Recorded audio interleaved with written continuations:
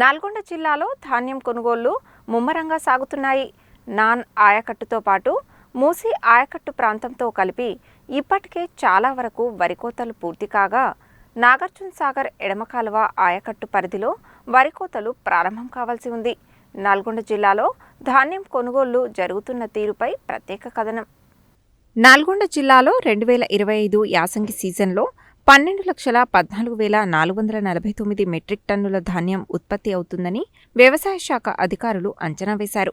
ఇందులో రైతులు తమ సొంత అవసరాలకు మినహాయించుకుని మిల్లర్లు మరికొంత ధాన్యం కొనుగోలు చేస్తారని భావించి ధాన్యం కొనుగోలు కేంద్రాలకు 5,57,869 మెట్రిక్ టన్నుల ధాన్యం వస్తుందని అంచనా వేశారు.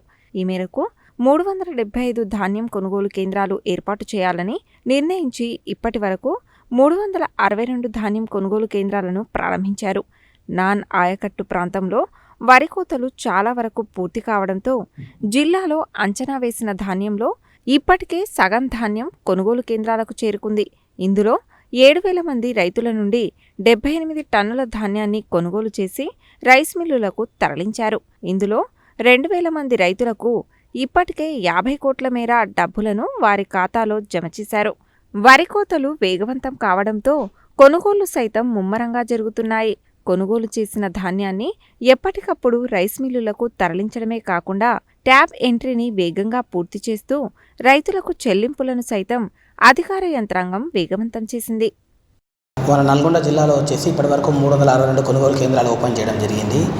ఈసారి వరి ధాన్యం ప్రొడక్షన్ అనేది ఎక్కువగా అయింది. అగ్రికల్చర్ రిపోర్ట్ల ప్రకారం ఈసారి ఒక 5.5 లక్షల వరకు ధాన్యం మన కొనుగోలు కేంద్రాలకు వస్తుందని అంచనా వేశాము.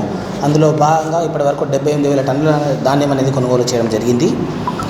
మొత్తం రైతులు వచ్చేసి ఒక 7,000 మంది రైతుల దగ్గర మనం ధాన్యం కొనుగోలు చేయడం జరిగింది. ఇప్పుడు యాక్చువల్గా ప్రతిరోజు ఒక 15,000 టన్నుల వరకు ధాన్యం అనేది మనం కొనుగోలు కేంద్రాల ద్వారా కొనుగోలు చేస్తున్నాము.